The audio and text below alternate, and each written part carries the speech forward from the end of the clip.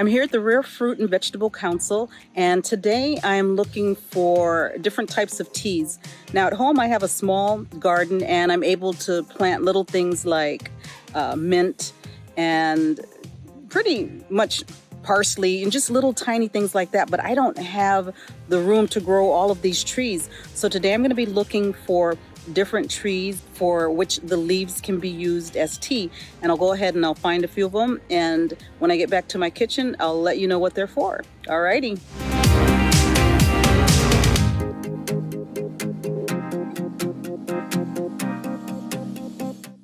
So this one is bay rum.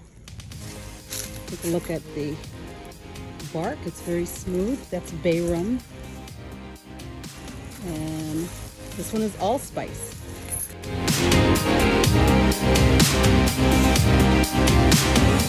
Hi there. So as you can see, I have lots of goodies with me today, and right now I'll focus on the Cerasi.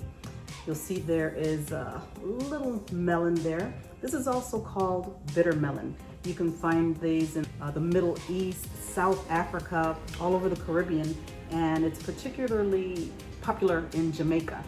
Jamaica lady told me today when I was looking at it, she says that they do a cleanse there for 9 days. 1 cup for 9 days, no more. And as I did some more research, some articles said 7 days max, because it can do more harm than good if you take too much of it, because it's a very, very powerful plant herb. So I wrote down a few of the items that it works with, but let's see. So it can cleanse the body of drug-related toxins, also lower blood pressure, lower cholesterol, protect the heart, fight inflammation, aids in digestive tissues, kills parasites or worms, purging detox of the body and the blood. So as you can see, it does quite a bit, and it's really simple to make. What I did is I've already washed off a piece, and you can put it directly into your teacup and pour your hot water over it. And you can let it steep for 3 to 5 minutes. I poured some in here, and it's been sitting for a while, so it's ready. Take my strainer, strain it out. It's a pale yellow color, and as the name indicates, you know, they're calling it bitter melon. It's very, very bitter. Some people will use a little bit of sweetener in it, some honey, some natural sugar. However, my research says that it really is better if you can just drink it plain, neat, without the added sugar. That's even better. So let's give this a taste. Cerasi.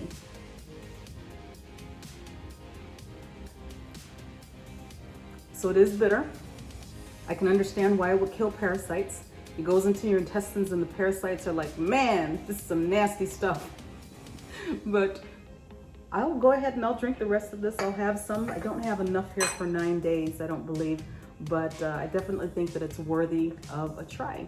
And that's your Cerasi. So here I have some bay rum. Here it is dried, and this is not to be confused with bay laurel leaves, which look very similar, and they're in the same family, but they're really different. The bay rum is also called Pimenta racemosa, and it can also be used in cooking. It can be used in making teas, and that's why I got it today, because I was on search for tea leaves. And it has many medicinal properties. One of the interesting things that I found out is that in the Virgin Islands was the first place to create bay rum cologne. And also the sailors, they didn't have access to clean water to bathe. And so after weeks of not bathing, they smelled pretty rancid. So they would take the bay leaves and soak them in rum, and it would create sort of like a cologne, and they would clean, you know, their body parts, their stinkiest body parts. They would splash it on them, and it would help them to smell a bit better, because I'm sure there's nothing like a good shower. I mean, so it helped a little bit. But for the tea, just like pretty much all of the teas, you're going to wash it first, and I just find that the dried ones work better. And you're going to steep it for a few minutes, 3 to 5 minutes, 2 to 3 leaves. And I like mine with honey. Some of the things that it's good for: anti-inflammatory, it's good for, it's an antioxidant. Someone who sent me, my aunt actually gave some to my cousin, who gave some to me, and they were saying that it's really good for anti-cancer, cancer prevention. So you can understand it's really, really beneficial. And it tastes good. It's not like some of the teas that are very therapeutic, but they taste horrible. This one actually tastes good. It's very pleasant. Yeah, diabetes, cancer, stomach problems, pain. It's also very good for pain. So one of the things that some people will do is they'll take rubbing alcohol, soak the leaves in the rubbing alcohol, and if they have like arthritis or if they have bug bites or itchiness, they'll take that and rub it on there, and it helps in that area. So that is the bay rum leaf, and it makes a delicious tea. I found a cinnamon tree on my trip today, and a lot of people know that cinnamon is made from the bark of the cinnamon tree. You grind it up and you create your cinnamon powder, but what they don't know is that the leaves are very beneficial too. They are very healthy. They have antibacterial properties in them. They have lots of minerals and vitamins. Now this one I noticed isn't as green as some of the ones that I've seen, and this particular tree was kind of in the shade and it looked like it really needed a lot more sun, but I'm sure that there's still lots of benefits. These leaves looked a lot healthier than some of the other ones. So like any of the other teas that I've talked about, you can go ahead and wash off a few leaves, probably about 3 or 4, and you can steep them for 3 to 5 minutes, and you can also sweeten it. This can also be dried. If you're gonna pick a lot of them, you're gonna go ahead, just wash them off, lay them out on a clean paper towel or a clean towel, and just let them dry. If you have a dehydrator, that's even better. Wash them off, lie them down on your dehydrator sheet, and go ahead and put them on low so that they remain enzymatically alive, and you've got your dehydrated leaves. And you can go ahead and store them in mason jars, and that way you have a stash for a while. So those are your cinnamon leaves that you can also use for tea. They're also said to be effective for calming, so for mental health. Let's see if we have any other benefits here. Oh, aphrodisiac, excuse me. Maybe someone can write in and let me know how that works. Yeah, I'd be interested to see. So that is your cinnamon leaf.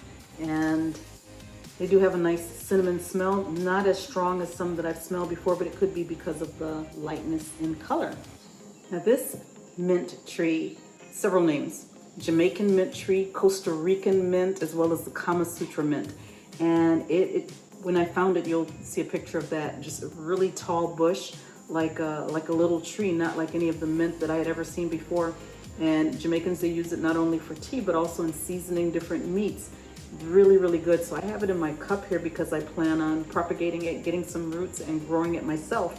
But pretty much the same as I've been saying. You put that in some water, you steep it 3 to 5 minutes, just depending on how strong you want it, and you decide how much. So for something like this, I would probably go ahead and use my teapot over there. Some mornings I go ahead and I do just a pot full of tea, and I drink tea several times a day. Something like the more detoxifying one, bitter one, I would make just 1 cup and drink that. But other ones, drink it throughout the day. So I would probably wash this off and use this entire stem with a few cups of water and drink. Add some cream or not, and add some honey or not. And this is your Jamaican mint tree. It smells so good. It's a really strong minty smell, more than a lot of the other mints that I've smelled or grown. There you have it.